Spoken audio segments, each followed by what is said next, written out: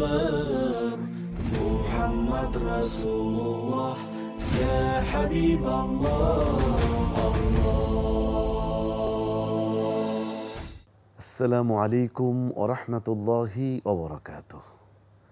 দেশে এবং প্রবাসে যে যেখানে বসে আপনাদের প্রিয় চ্যানেল এনটিভি দেখছেন সকল দর্শক ও শ্রোতাদেরকে জানাচ্ছি কোরআনের আলো ইনস্টিটিউট নিবেদিত বরকতময় এই সাহারি অনুষ্ঠান থেকে অনেক অনেক প্রীতি ও মোবারকবাদ।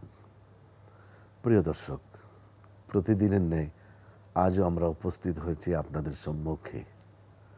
আজকেও আমরা শুনব পবিত্র কোরআনুল কারীম থেকে তেলাওয়াত, তার সংক্ষিপ্ত তাফসীর, শুনব আমরা ইসলামী গান। দর্শক, এছাড়াও আজকে আমরা রমজান ও তাকওয়া এই বিষয়ের উপর আমরা বিস্তারিতভাবে আলোচনা শুনব। প্রিয় দর্শক, চলুন প্রথমে আমরা শ্রেষ্ঠতম মুআজ্জাজা কোরআনুল কারীমের তেলাওয়াত এবং তার সংক্ষিপ্ত তাফসীর আমরা শুনে নিই। আল্লাহু আকবার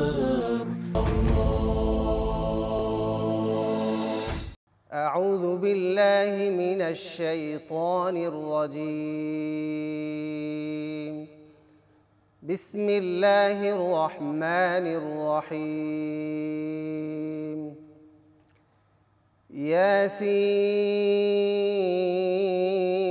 ياسين والقرآن الحكيم إنك لمن المرسلين على صراط مستقيم تنزيل العزيز الرحيم لتنذر قوما ما أنذر آباؤهم فهم غافلون لقد حق القول على أكثرهم فهم لا يؤمنون إنا جعلنا في أعناقهم أغلال إنا جعلنا في أعناقهم أغلالا فهي إلى الأذقان فهم مقمحون وجعلنا من بين أيديهم سدا ومن خلفهم سدا فأغشيناهم فهم لا يبصرون وسواء عليهم أأنذرتهم أم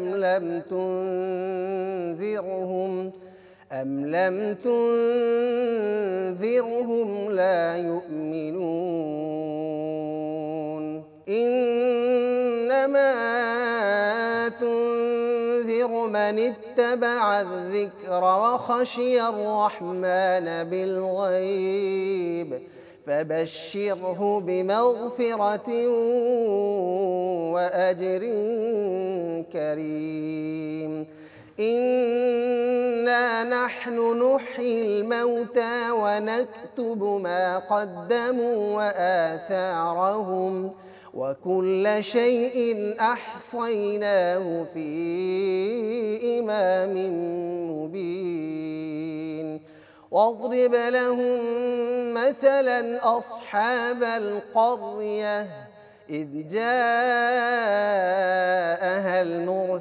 المرسلون إذ أرسلنا إليهم 2 فكذبوهما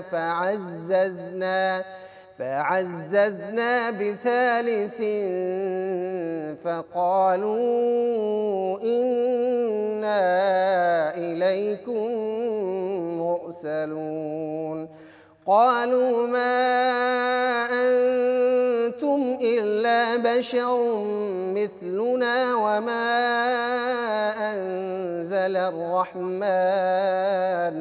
وما أنزل الرحمن من شيء إن أنتم إلا تكذبون صدق الله العظيم الله أكبر আসসালামু আলাইকুম ওরহমতুল্লাহি তাআলা ওয়া বারাকাতুহু। সম্মানিত ভাই বোনেরা, কেমন আছেন? আল্লাহ সুবহানাহু ওয়া তাআলা আপনাদের সবাইকে সব সময় ভালো রাখুন, এই কামনা করে আজকের এই পর্ব শুরু করছি। কোরআনে কারিমের 22তম পারার সারসংক্ষেপ আমরা আলোচনা করব ইনশাআল্লাহ। 22তম পারায়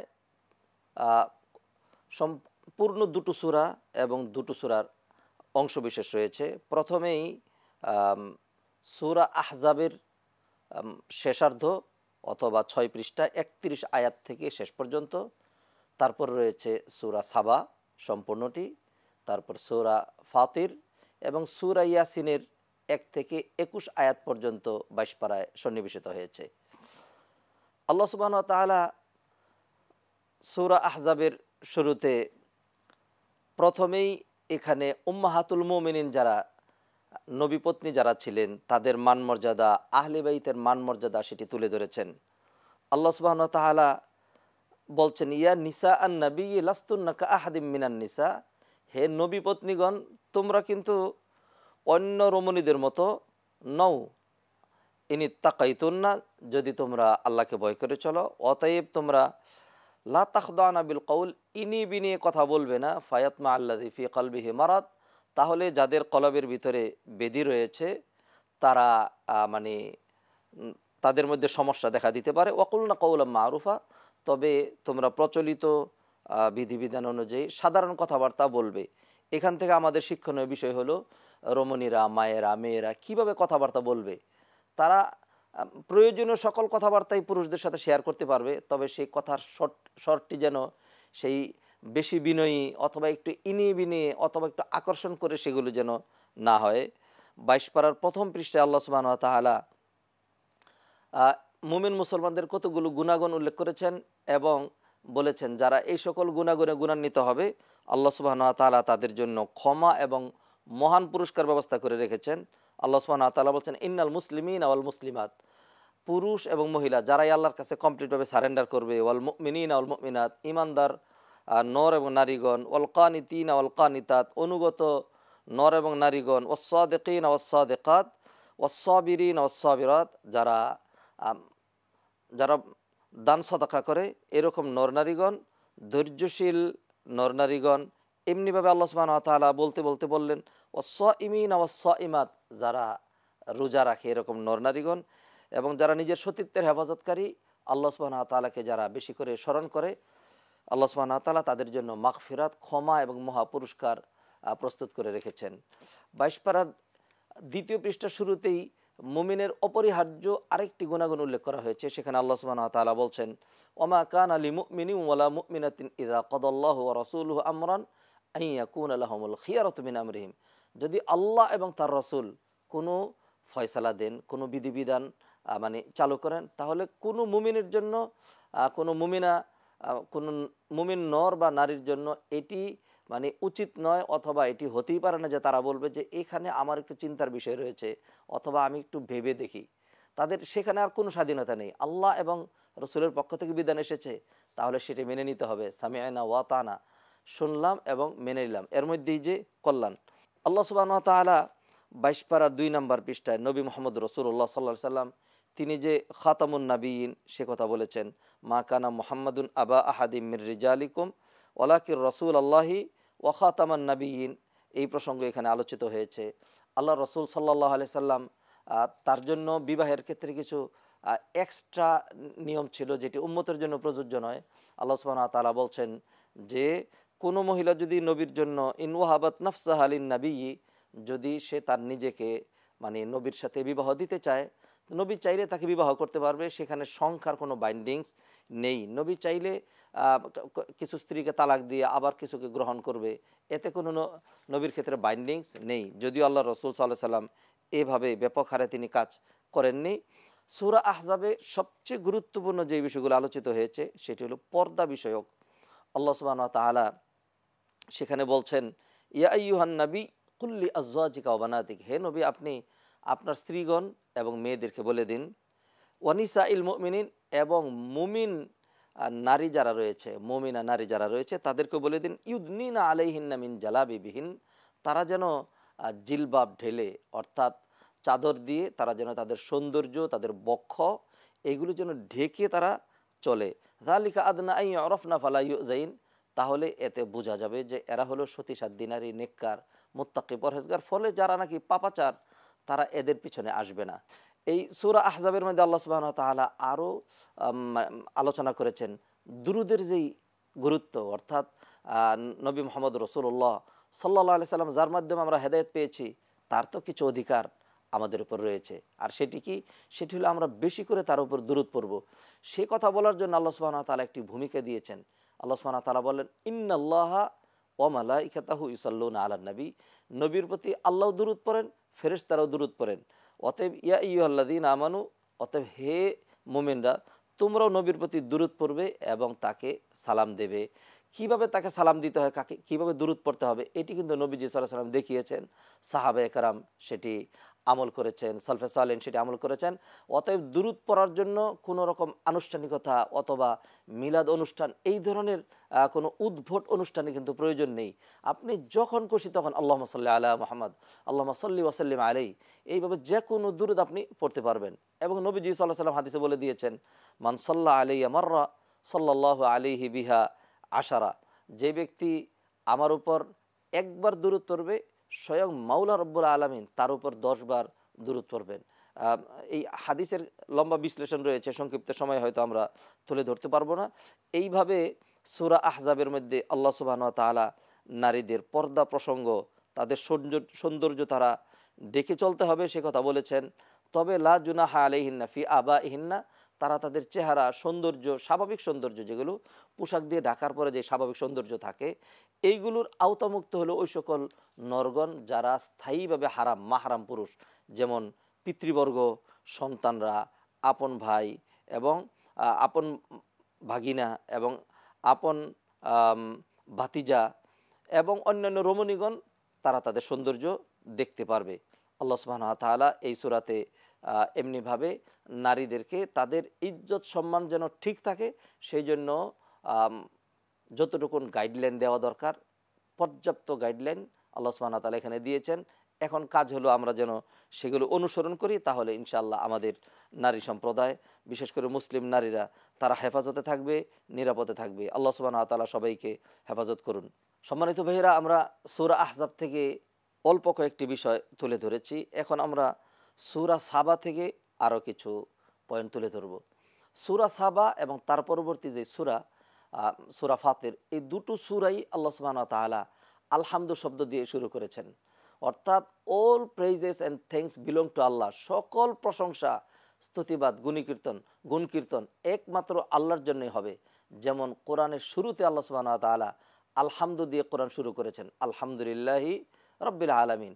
অতএব একজন মুমিনের কাজ হবে আল্লাহ সুবহানাহু ওয়া তাআলা যেরকম সূরা শুরুগুলোতেই তার প্রশংসা দিয়ে শুরু করছেন, যে বেশি বেশি আল্লাহর প্রশংসা করবে।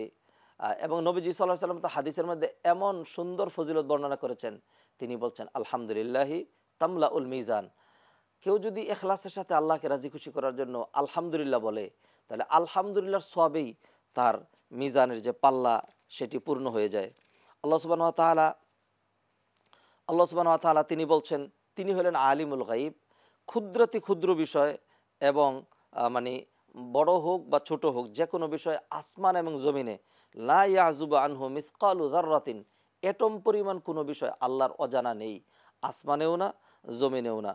আল্লাহ সুবহানাহু ওয়া তাআলা সূরা সাবাতে লম্বা করে আলোচনা করেছেন দাউদ আলাইহিস সালাম এবং তার ছেলে সুলাইমান আলাইহিস সালামের প্রসঙ্গ।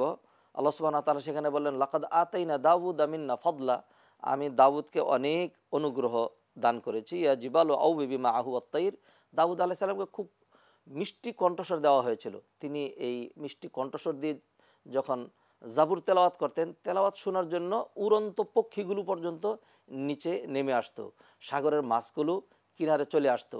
তিনি দীর্ঘক্ষণ তেলাওয়াত করতেন।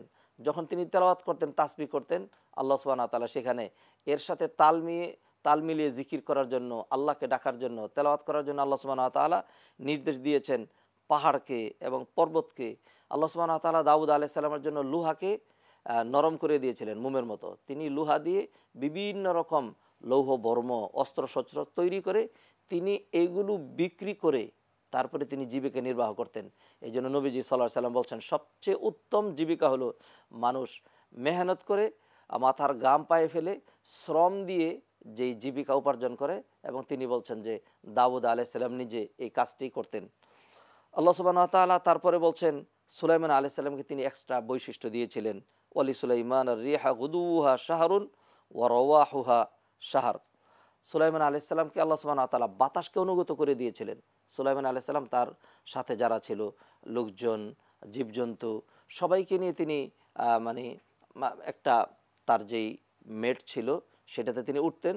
তারপরে বাতাসকে বলতেন যে আল্লাহর নির্দেশে আমাকে সেখানে পৌঁছে দিয়ে আসো। এই স্বল্প সময়ে 1 মাসের রাস্তা তিনি অতিক্রম করে চলে যেতেন। এবং সুলাইমান আলাইহিস সালামকে আল্লাহ সুবহানাহু ওয়া তাআলা অনুগত করে দিয়েছিলেন জিন জাতি। ওমিনাল জিন্নি মাই ইয়ামালু বাইনা ইয়াদাইহি বিইذনি রাব্বি। জিনেরা খুব কঠিন শ্রম দিয়ে সুলাইমান আলাইহিস সালামের নির্দেশে কাজ করত।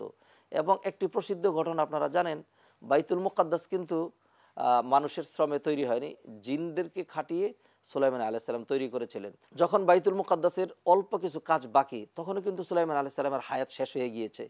আল্লাহ সুবহানাহু ওয়া তাআলার নির্দেশে সুলাইমান আলাইহিস সালাম কাচের একটা ঘরের ভিতরে তিনি দাঁড়িয়ে সালাত আদায় করতেন আর তাদেরকে নিয়ন্ত্রণ করতেন। তিনি আল্লাহ সুবহানাহু ওয়া তাআলা বলেন, আপনি একটা লাঠির মধ্যে হেলান দিয়ে দাঁড়িয়ে যান। এইভাবে তিনি সালাত আদায় করতেছিলেন। এই দাঁড়ানো অবস্থায় আল্লাহ সুবহানাহু ওয়া তাআলা তার প্রাণ নিয়ে গেলেন। দীর্ঘদিন এভাবে কেটে গেল, জিনজাতিরা কাজ করতেই থাকলো। এরপরে অনেক দিন পর যখন ওই লাঠির মাথা ওই পোকায় খেয়ে ফেললো, তখন লাঠি সরে গেল, সুলাইমান আলাইহিস সালাম পড়ে গেলেন। এই অবস্থা দেখে তারা দৌড়াই আসলো এবং তারা যেটি মনে করতো, এবং বিশেষ করে আমরা যারা অনেকে মনে করি যে জিনেরা গায়েব জানে অথবা আল্লাহ ছাড়া অন্য কেউ গায়েব জানে, এই আয়াতটি কিন্তু তাদের বিরুদ্ধে একটি শক্ত দলিল। আল্লাহ সুবহানাহু ওয়া তাআলা এখানে বলছেন, ফালাম্মা কদাইনা আলাইহিল মাউত, আমি যখন সুলাইমানকে মৃত্যু দিলাম, মা দাল্লাহুম আলা মাউতিহি ইল্লা দাব্বাতুল আরদি তাকুলু মিন সাআতা। উই পোকা যখন তার লাঠির মাথা খেয়ে ফেললো আর সুলাইমান পড়ে গেল, তখন গিয়ে জিনজাতিরা বুঝতে পারলো। এবং জিনজাতিরা সুলাইমান আলাইহিস সালাম যখন পড়ে গেলেন তখন জিনজাতিরা বলল, ফালাম্মা খাররা তাবায়্যানাতিল জিন্নু আল্লাহু কানু ইয়ালামুনাল গায়বা মা লাবিথু ফিল আযাবিল মুহিন। জিনজাতিরা বলল যে, আহারে, যদি আমরা গায়েব জানতাম তাহলে এত কষ্ট করে এতদিন আমরা এখানে কাজের মধ্যে মত্ত থাকতাম না। তো অতএব এই আয়াত থেকে আমরা যে শিক্ষাটি পাচ্ছি, সম্মানিত ভাই বোনেরা, 22 পারা থেকে, এটি সূরা সাবার 14 নং আয়াত। এটি একটি শক্ত দলিল যে মানুষ তো গায়েব জানেই না, এমনকি যারা বাতাসের সাথে চলে, যারা আগুনের তৈরি, যারা আমাদের মাঝে বিচরণ করে কিন্তু আমরা তাদেরকে দেখি না, এই জিনজাতি যারা মুহূর্তের মধ্যেই চট্টগ্রাম থেকে খুলনা চলে যায়, এক দেশ থেকে আরেক দেশে চলে যেতে পারে, সেই জিনজাতিরা পর্যন্ত গায়েব জানে না। অতএব এখান থেকে আমরা শিক্ষা নিচ্ছি, ইনদাহু মাফাতিহুল গায়ব লা ইয়ালামুহা ইল্লাহু। গায়েবের চাবিকাঠি শুধুমাত্র আল্লাহর হাতেই। আল্লাহ সুবহানাহু ওয়া তাআলা গায়েবের খবর আর কেউ জানেন না। সূরা সাবাতে আল্লাহ সুবহানাহু ওয়া তাআলা আরও আলোচনা করেছেন, তিনি যে একমাত্র রিজিকের নিয়ন্ত্রক, তিনি যে জীবিকা দিয়ে থাকেন। এটি বেশ কয়েকটি আয়াতে আল্লাহ সুবহানাহু ওয়া তাআলা বলছেন, কুল ইন্না রব্বি ইয়াবসুতুর রিজকা লিমান ইয়াশাউ ওয়া ইয়াকদির। আয়াত নং 36। এই আয়াতে আল্লাহ সুবহানাহু ওয়া তাআলা বলছেন, ও নবী, আপনি বলে দেন যে আমার রবি যাকে খুশি রিজিক বাড়িয়ে দেন আর যাকে খুশি রিজিক কমিয়ে দেন। ওয়ালাকিন্না আকসারান নাসি লা ইয়ালামুন। যদিও অধিকাংশ মানুষ এই কথাগুলো জানে না, অর্থাৎ তারা আমলে নেয় না অথবা বিশ্বাস করে না। আবার পরবর্তীতে 39 নং আয়াতে আল্লাহ সুবহানাহু ওয়া তাআলা একই কথা তুলে ধরছেন, কুল ইন্না রব্বি ইয়াবসুতুর রিজকা লিমান ইয়াশাউ মিন ইবাদিহি ওয়া ইয়াকদিরু লা। যে আল্লাহ সুবহানাহু ওয়া তাআলা জীবিকা বাড়িয়ে দেন, আবার কারোর জন্য কমিয়ে দেন। এরপর আল্লাহ সুবহানাহু ওয়া তাআলা বলছেন, তবে যারা আল্লাহর রাস্তায় ব্যয় করবে তাদের জীবিকা কমবে না, আল্লাহ সুবহানাহু ওয়া তাআলা তাদেরকে বাড়িয়ে দেবেন। ওমা আনফাকতুম মিন শাইইন ফাহুয়া ইউখলিফু ওয়া হুয়া খায়রুর রাজিকিন। সম্মানিত ভাইয়েরা, 22 পারাতে আরও দুটো সূরা রয়েছে। একটি হলো সূরা ফাতির। সূরা ফাতির থেকে আমরা অল্প কিছু আলোচনা করব। সূরা ফাতিরে আল্লাহ সুবহানাহু ওয়া তাআলা আমাদেরকে বলছেন, সকল বিশ্ব মানবতাকে ডেকে বলেছেন, ইয়া আইয়ুহান নাস উযকুরু নি'মাতাল্লাহি আলাইকুম, ও বিশ্ব মানবতা, আল্লাহর দেয়া অসংখ্য নিয়ামত তোমরা স্মরণ করো। হাল মিন খালিকিন গায়রুল্লাহ, আল্লাহ ছাড়া কি কোনো খালেক আছে, কোনো স্রষ্টা কি আছে? ইয়ারযুকুকুম মিনাস সামাই ওয়াল আরদ, যিনি আসমান থেকে এবং জমিন থেকে তোমাদেরকে জীবিকা সাপ্লাই দিয়ে থাকেন। আল্লাহ সুবহানাহু ওয়া তাআলার কত যে নিয়ামত আমাদের প্রতি। অন্যত্র আল্লাহ সুবহানাহু ওয়া তাআলা বলেছেন, ওয়া ইন তাউদ্দু নি'মাতাল্লাহি লা তুহসুহা। প্রথমে ধরুন আমাদের অস্তিত্ব, আমাদের সৃষ্টি, আমাদের অস্থি মজ্জা, আমাদের শরীর, আমাদের সুস্থতা, আমাদের চক্ষু, আমাদের কর্ণ, আমাদের নাসিকা, আমাদের সুস্থ ব্রেইন, সব কিছু কিন্তু আল্লাহ নিয়ামত। এরপর আল্লাহ সুবহানাহু ওয়া তাআলা আমাদেরকে আমাদের প্রয়োজন অনুসারে যা আমাদের দরকার, যতটুকু আমাদের প্রয়োজন লাগে না তার চেয়েও বেশি চাওয়া ছাড়াই যারা নাফরমানি করছে, যারা বেঈমানি করছে, তাদেরকেও কিন্তু আল্লাহ সুবহানাহু ওয়া তাআলা জীবিকা দিয়েই যাচ্ছেন। এমনিভাবে সম্মানিত ভাইয়েরা, আল্লাহ সুবহানাহু ওয়া তাআলা সূরা ফাতিরের মধ্যে সকল মানব জাতিকে ডেকে, আল্লাহ সুবহানাহু ওয়া তাআলা তো অধিকাংশ সময় আপনারা জানেন কোরআনে ডাক দেন ইয়া আইয়ুহাল্লাযিনা আমানু, কিন্তু সূরা ফাতিরে আল্লাহ সুবহানাহু ওয়া তাআলা বেশ কয়েকটি জায়গায় সকল মানবতাকে ডাক দিয়ে বললেন, ইয়া আইয়ুহান নাস ইন্না ওয়াদাল্লাহি হক, আল্লাহর ওয়াদা কিন্তু হক, অতএব শয়তানের ধোঁকা অথবা দুনিয়ার কোনো প্রতারণা যেন তোমাদেরকে প্রতারিত না করে ফেলে। মনে রাখবে, ইন্না শাইতানা লাকুম আদু, শয়তান তোমাদের শত্রু, এবং শয়তান চায় লিয়াকুনু মিন আসহাবিস সাইর, শয়তান মানুষকে তার দলে ভিড়িয়ে তাদেরকে জাহান্নামে পৌঁছাতে চায়। এই সূরায় আল্লাহ সুবহানাহু ওয়া তাআলা আরও আলোচনা করেছেন, মা ইয়াস্তাবিল আ'মা ওয়াল বাসির, যাদের ঈমান রয়েছে এবং যাদের ঈমান নেই তারা এক সমান হতে পারে না। যেমন অন্ধ এবং চাক্ষুষ্মান ব্যক্তি একরকম নয়। ওয়ালা যিল্লু ওয়ালা যুলুমাত ওয়ালা নূর, অন্ধকার এবং আলো এগুলি যেরকম মানে সমান হতে পারে না। ওমা ইয়াস্তাবিল আহিয়া ওয়ালাল আমওয়াত, জীবন্ত এবং মৃত এক সমান হতে পারে না। এইভাবে আল্লাহ সুবহানাহু ওয়া তাআলা বলে দিলেন, যাদের এলেম আছে, যাদের এলেম নেই তারা এক সমান হতে পারে না, যাদের ঈমান আছে, যাদের ঈমান নেই তারা সমান হতে পারে না। সর্বশেষ আমরা যেই কথাটি তুলে ধরবো সূরা ইয়াসিন থেকে। সূরা ইয়াসিনের শুরুতে আল্লাহ সুবহানাহু ওয়া তাআলা বলছেন, বিসমিল্লাহির রহমানির রহিম, ইয়াসিন ওয়াল কোরআনিল হাকিম। আল্লাহ সুবহানাহু ওয়া তাআলা বললেন, বিজ্ঞানময় কোরআনের শপথ করে আমি বলছি। সম্মানিত ভাইয়েরা, আল্লাহ সুবহানাহু ওয়া তাআলা আমাদেরকে যে কোরআন দিয়েছেন, এই কোরআন নিয়ে আল্লাহ সুবহানাহু ওয়া তাআলা কিন্তু এই 22 পারাতে 29 নং আয়াতে এই কোরআন তেলাওয়াত যারা করে তাদের মান মর্যাদার কথা বলেছেন। ইন্নাল্লাযীনা ইয়াতলুনা কিতাবাল্লাহ, যারা আল্লাহর কিতাব তেলাওয়াত করে তাদেরকে তাদের প্রতিদানের কথা পরবর্তী আয়াতে বলা হয়েছে, লিউওয়াফিয়াহুম উজুরাহুম ওয়া ইয়াজিদাহুম মিন ফাদলি, আল্লাহ সুবহানাহু ওয়া তাআলা তাদের প্রাপ্য প্রতিদান তো দিবেনই এবং নিজের পক্ষ থেকে আরও বাড়িয়ে দেবেন। অতএব সূরা ইয়াসিনের শুরুতে আল্লাহ সুবহানাহু ওয়া তাআলা যে বিজ্ঞানময় কোরআনের কথা বললেন এবং সূরা ফাতিরে আল্লাহ সুবহানাহু ওয়া তাআলা কোরআন তেলাওয়াতের যেই ফজিলতের কথা বললেন, এখান থেকে আমরা উদ্বুদ্ধ হয়ে আসুন এই কোরআনের মাসে মাহে রমাদানে আমরা কোরআনে ব্যুৎপত্তি অর্জন করার চেষ্টা করি। যারা কোরআন পড়ার দিক থেকে আমরা ক্লাস 1-এর ছাত্র আছি, এই রমাদানে আমরা ক্লাস 2-তে উঠে যাব। আর যারা ক্লাস 2-তে ছিলাম ক্লাস 3-তে উঠে যাব। এমনিভাবে যারা শুদ্ধ করে পড়তে পারি না, শুদ্ধ করে পড়া শিখবো। যারা শুদ্ধ করে পড়তে পারি একটু একটু তাফসির আমরা পড়ব। ধীরে ধীরে কোরআনে আমরা যতই ব্যুৎপত্তি অর্জন করব, আল্লাহ সুবহানাহু ওয়া তাআলা ততই কিন্তু আমাদের দুনিয়াতেও সুখ, সমৃদ্ধি, শান্তি, আত্মতৃপ্তি, মেন্টাল স্যাটিসফ্যাকশন দেবেন। আর কবরে তো কোরআনের ব্যাপারে এক্সট্রা প্রশ্নই করা হবে, তুমি কি পড়াশোনা করেছিলে। আর আখিরাতে কোরআনের সুপারিশ ছাড়া তো আমাদের কোনো উপায়ই নেই। অতএব আসুন এই কোরআনের মাসে মাহে রমাদানে আমরা কোরআন জেনে, কোরআন শুনে, কোরআন বুঝে, কোরআন পড়ে, কোরআনের আমল করে নিজেদের জীবনকে আরও সুন্দর থেকে সুন্দরতর করার তৌফিক আল্লাহ সুবহানাহু ওয়া তাআলার কাছে কামনা করি। আর যারা আল্লাহর কাছে তৌফিক চাইবে, আল্লাহ সুবহানাহু ওয়া তাআলা অবশ্যই তাদেরকে তৌফিক দেবেন। সবার জন্য মঙ্গল কামনা করে আল্লাহ সুবহানাহু ওয়া তাআলা তাকওয়ার মাসে আমাদের সবাইকে তাকওয়া অনুশীলন করার তৌফিক এনায়েত করেন, এই কামনা ব্যক্ত করে এখানেই শেষ করছি। ওমা তৌফিক ইল্লা বিল্লাহ। আসসালামু আলাইকুম ওয়া রাহমাতুল্লাহি তাআলা ওয়া বারাকাতুহু। প্রিয় দর্শক, শুনলাম আমরা পবিত্র কুরআনুল কারীম থেকে তেলাওয়াত এবং তার সংক্ষিপ্ত তাফসীর। এখন আমরা শুনব একটি ইসলামী গান। আল্লাহু আকবার, আল্লাহ তুমি খেয়াল রেখো এই আমার প্রতি, আমার দ্বারা হয় না যেন কারো কোনো ক্ষতি। আল্লাহ তুমি খেয়াল রেখো এই আমার আমার দ্বারা হয় না যেন কারো কোনো ক্ষতি, করতে পারি শুধু যেন তোমার ইবাদত। তোমার পাপিয়ে বান্দাকে করো রহমত।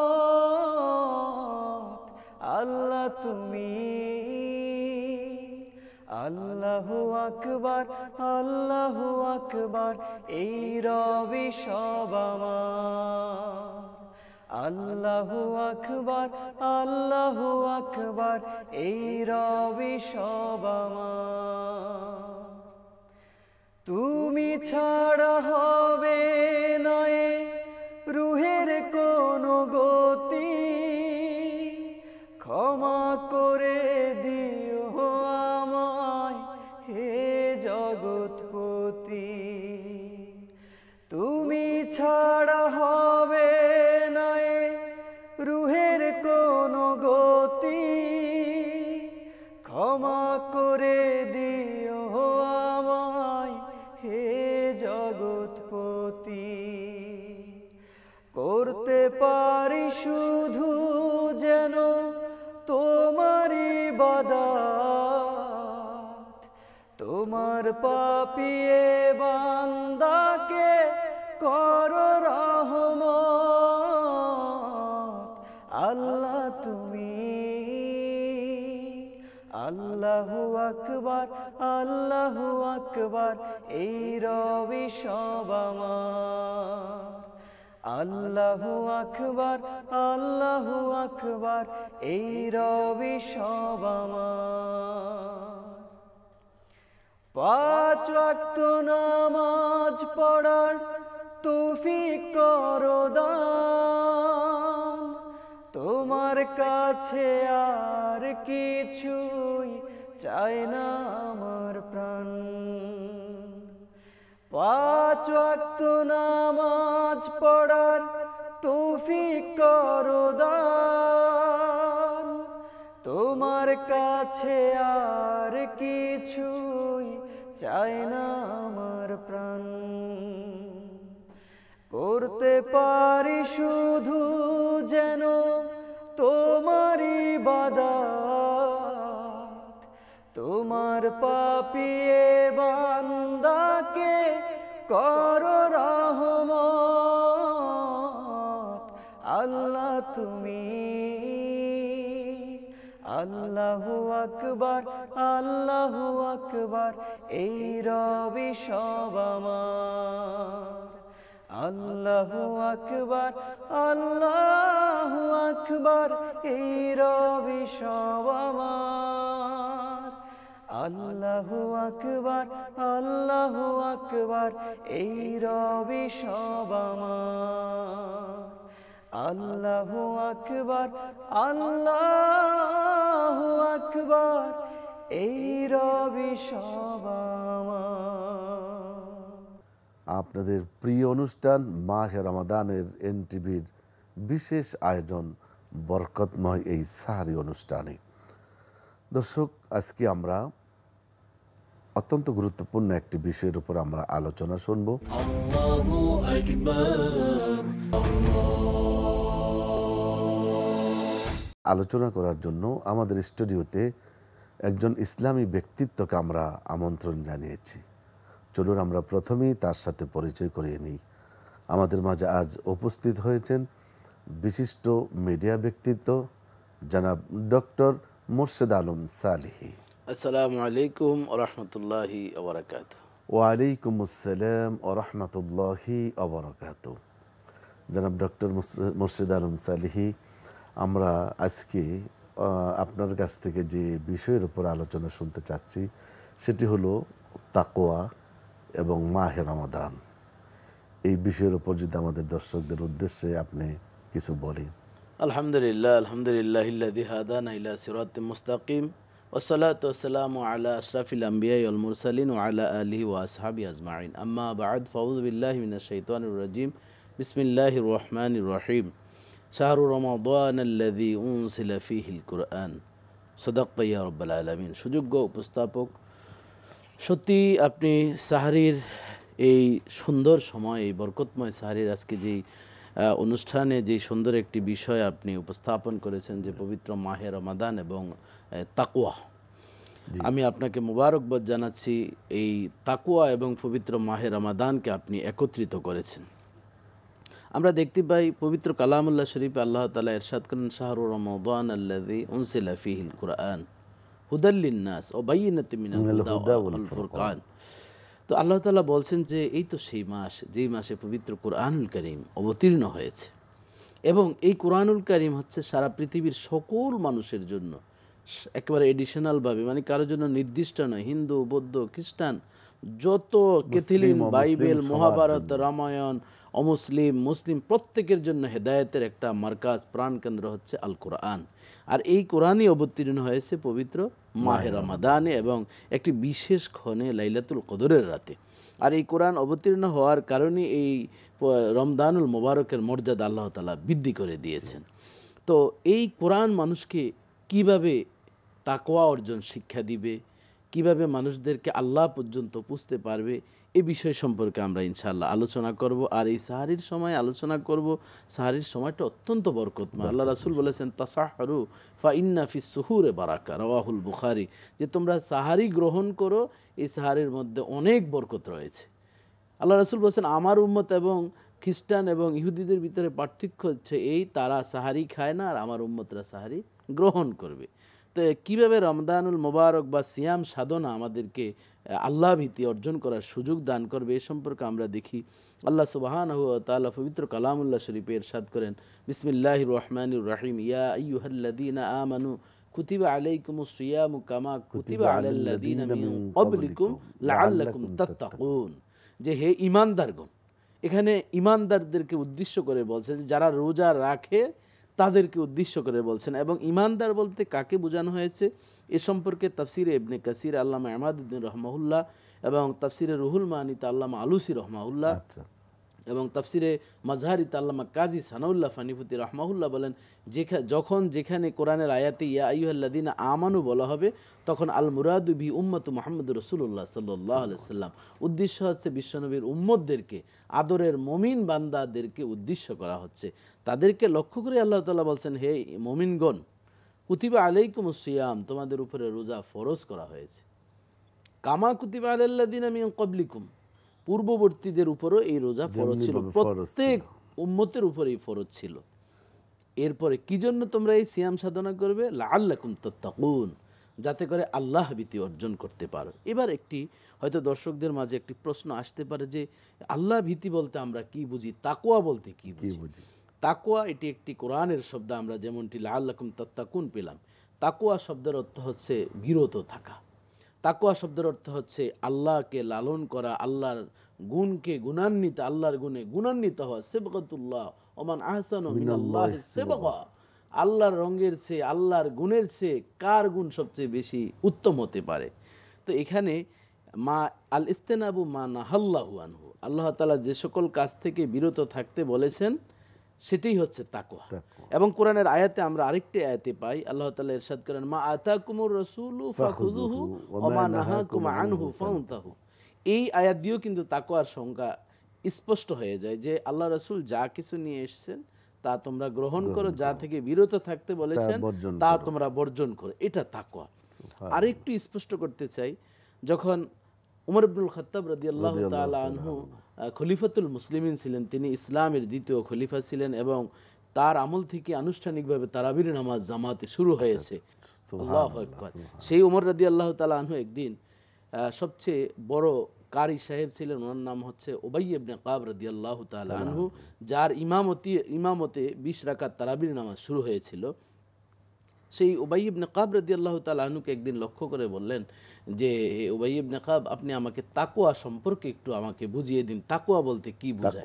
অথচ তিনি কিন্তু জানেন, এরপরও তিনি চাচ্ছেন যে তাকওয়া, আল্লাহ ভীতিটা কি জিনিস, তিনি আরেকটু ক্লিয়ার হবেন। তখন উবাই ইবনে কাব রাদিয়াল্লাহু তাআলা আনহু বললেন যে, তাকওয়া হচ্ছে, আমি আপনাকে বোঝাচ্ছি, আপনি কি এমন কোনো সংকীর্ণ পাহাড়িয়া রাস্তা দিয়ে আপনি অতিক্রম করেছেন যার খুব সংকীর্ণ রাস্তা এবং খুব সরু, ঝোপঝাপ এবং চিকন সরু রাস্তা। চিকন এবং গাছগাছালিতে ভরা, ওই মুহূর্তে আপনি কিভাবে অতিক্রম করেছেন? তখন ওমর রাদিয়াল্লাহু তাআলা বললেন, হ্যাঁ আমি রাস্তা অতিক্রম করেছি এবং সেই অতিক্রমকালীন সময়টা আমার এমন অবস্থা ছিল, আমি আমার জামা কাপড় গুটিয়ে নিয়েছি, নিজের শরীরকে সংকুচিত করে আমি অতিক্রম করেছি, তখন সাবধানতা অবলম্বন করেছি। তখন উবাই ইবনে কাব রাদিয়াল্লাহু তাবাসসামা উবাই ইবনে কাব রাদিয়াল্লাহু তাআলা আনহু, উবাই ইবনে কাব রাদিয়াল্লাহু তাআলা আনহু মুস্কি হেসে বললেন, হাযা তাকওয়া, এটি হচ্ছে তাকওয়া, যে এই দুনিয়ার জমিনে ডানে গুনাহ, বামে গুনাহ, সামনে গুনাহ, পিছনে গুনাহ, খাবারের ভিতরে ভেজাল, কথার ভিতরে ভেজাল, প্রত্যেকটি কাজের ভিতরে ভেজাল, এই অসুস্থ সমাজের মধ্যে নিজেকে অন্যায় অবিচার থেকে রক্ষা করে পরহেজ করে চলার নামই হচ্ছে তাকওয়া। নিজেকে হেফাজত করে হ্যাঁ, আল্লাহর নিজেকে সন্তুষ্টি অর্জন করার নামই হচ্ছে তাকওয়া। এখন আমাদের বিষয় হচ্ছে যে সিয়াম ও তাকওয়া এর সাথে আমাদের কি সম্পর্ক? জি। কেন আমরা এই সিয়াম এবং তাকওয়াকে একত্রিত করলাম? আর আল্লাহ তাআলাই বা কেন বললেন যে লাআল্লাকুম তাত্তাকুন, তোমরা রোজা রাখো, এবং পূর্ববর্তীরাও রোজা রেখেছে, উদ্দেশ্য একটি মৌলিক, যে যাতে করে আল্লাহ ভীতি অর্জন করতে পারো। এখন আল্লাহ ভীতি অর্জনটা হচ্ছে এমন একটি বিষয় যে ইন্না আকরামাকুম ইনদাল্লাহি আতকাকুম, যে সবচেয়ে আল্লাহর কাছে দামি ওই ব্যক্তি যার মধ্যে আল্লাহর ভয় আছে। যখন এই আয়াত নাজিল হলো, বেলাল রাদিয়াল্লাহু তাআলা আনহু কান্নায় ভেঙে পড়লেন। বিশ্বনবী হঠাৎ করে সাহাবা আজমাইনের দিকে তাকালেন, কোন সাহাবীর চোখে পানি নেই। বেলাল, তুমি কেন কান্না করছো? তোমার অনুভূতির কারণটা বলো।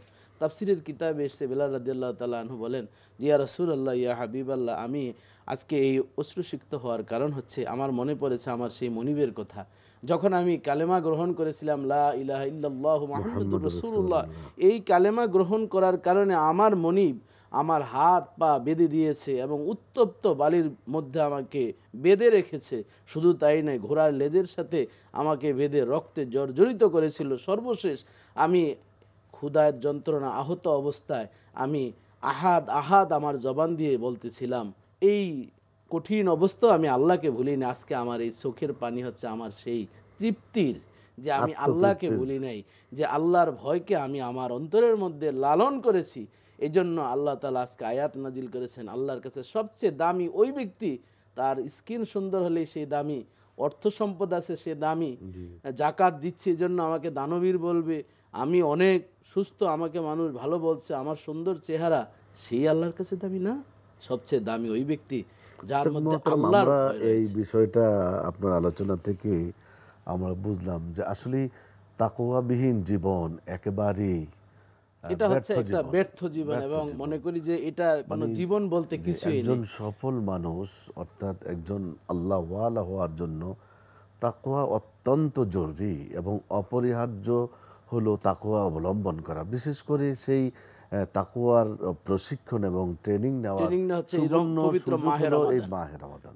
মাহের চমৎকারই আপনি বলছেন যে পবিত্র মাহের রমাদানই হচ্ছে তাকওয়ার উত্তম সময়। কারণ গরিব দুঃখী অসহায়রা তারা অর্ধহারে অনাহারে দিন কাটায় কিভাবে, এটা পবিত্র মাহের রমাদানের সিয়াম যখন সাধনা করা হয় তখনই বোঝা যাবে গরিবদের ক্ষুধার যন্ত্রণা কত কষ্ট। এজন্য আমরা আল্লাহর গুণে গুণান্বিত হচ্ছি এই কিছু সময় উপবাস করার কারণে। এর ভিতরে আমার শক্তি সামর্থ্য থাকা অবস্থা আমি খাবার গ্রহণ করছি না। কিসের জন্য? ইন্নী আখাফুল্লাহ। আমি ইচ্ছে করলে কিন্তু আমি গিয়ে গোপনে রুম আটকে আমি পানি খেতে পারি, শরবত খেতে পারি, সব কিছু আমি করতে পারি, কিন্তু কেন আমি খাচ্ছি না, কেন আমি গ্রহণ করছি না? একটি কারণ, যে আমি আল্লাহকে ভয় করি। ব্যবসা বাণিজ্য আমি করছি, সেখানে আমি ফরমালিন দিব না, ভেজাল দিব না, কাউকে আমি কম দিব না। কেন? যে আমি আল্লাহকে ভয় করি। পৃথিবীর কেউ দেখবে না, দুধে পানি দিচ্ছি, কেউ দেখছে না, কিন্তু কে দেখছেন? আল্লাহ তো দেখছেন যে আমি কি অন্যায় কাজ করছি। এটা যদি আমরা একটু লালন করতে পারি, এটাই হবে আমাদের পবিত্র মাহে রমাদানের সার্থক। যে ডক্টর মোর্শেদ আলম সালেহী চমৎকার বলছিলেন আপনি। আসলে আমার তো আরও অনেক শুনতে মন চাচ্ছিল, কিন্তু আমরা সময় সংকীর্ণতার কারণে শেষ করতে হচ্ছে। আপনাকে অনেক অনেক ধন্যবাদ এবং মোবারকবাদ জানাচ্ছি। আপনাকে মোবারকবাদ। প্রিয় দর্শক, আমরা শুনলাম ডক্টর মোর্শেদ আলম সালেহীর কাছ থেকে অত্যন্ত গুরুত্বপূর্ণ আলোচনা। একজন মানুষ বিভিন্নভাবে নিজেকে সফল মানুষ হিসাবে দাবি করে, সত্যিকার অর্থে একটু ভাবুন তো, আসলে কি আপনি সফল মানুষ? আপনার জীবনটা কি আসলে সফল জীবন নাকি ব্যর্থ জীবন? চিন্তার বিষয়, ভাববার বিষয়। যদি ভাবেন, জীবনকে নিয়ে যদি চিন্তা করেন, তাহলে আপনি যদি চিন্তা করেন যে আল্লাহর গুণে গুণান্বিত হব, আল্লাহর রঙে আমি রঙিন হব। অর্থাৎ জীবনের প্রতিটি কাজ আল্লাহর আনুগত্যের মাধ্যমে আল্লাহ রাব্বুল আলামিনকে ভয় করে আমি করব। তাহলেই কিন্তু সত্যিকার অর্থে আমাদের তাকওয়া অর্জন হবে। আর তাকওয়া যদি কারো জীবনে নাই, তাহলে আমার মনে হয় আমাদের কোনো উপায় নেই। সত্যিকার অর্থে আজ থেকে নিয়ত করুন, অতীতে যা হয়ে গিয়েছে ভুল ভ্রান্তি, আল্লাহর কাছে ক্ষমা চান, মাপ চান। আজ থেকে আমরা তওবা করব যে আল্লাহ রাব্বুল আলামিন মাহে রমাদানে সিয়াম সাধনার মাধ্যমে, ইবাদতের মাধ্যমে, আল্লাহর গোলামের মাধ্যমে তাকওয়া অর্জন করার চেষ্টা করব। আল্লাহ রাব্বুল আলামিন তাকওয়া ভিত্তিক জীবন যাপন করার তৌফিক আমাকে, আপনাদের সকলকে আল্লাহ পাক রব্বুল আলামিন গড়ার তৌফিক দান করুন, আমিন। দর্শক, আগামীকাল একই সময় আবারও আপনাদের সাথে দেখা হবে। ভালো থাকুন, সুস্থ থাকুন। আমরা অনুষ্ঠানটি শেষ করব একটা ইসলামী গান শুনতে শুনতে। আল্লাহু আকবার। হাসরে কেমনে পাবো পার, দু চোখে আধার। হাসরে কেমনে পাবো পার, দু চোখে আধার।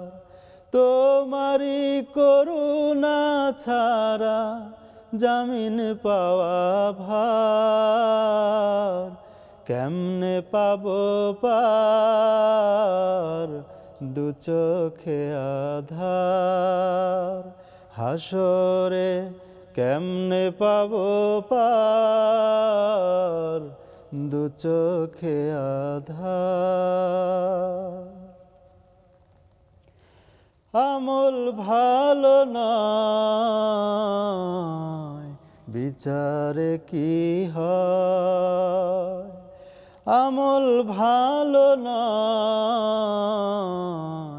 বিচারে কি হয়? কঠোর হয়ে করলে বিচার হবে পরাজয়। আদালতে কি যে হবে ভাবি বারে বার, কেমনে পাবো পার, দু চোখে আধার। হাসরে কেমনে পাবো পার, দু চোখে আধার। আসামি বেশে যাব যে হেসে, অকুল দরিয়ার স্রোতে দিও না ভেসে। আসামি বেশে যাব যে হেসে, অকুল দরিয়ার স্রোতে দিও না ভেসে। ক্ষমা করে দিও শুধু ওগো পরোয়ার, কেমনে পাবো পার, দু চোখে আধার। হাসরে কেমনে পাবো পার, দু চোখে আধার। তোমারি করুণা ছাড়া জামিন পাওয়া ভার, কেমনে পাবো পার, দু চোখে আধার। কেমনে পাবো পার, দু চোখে আধার। কেমনে পাবো পার,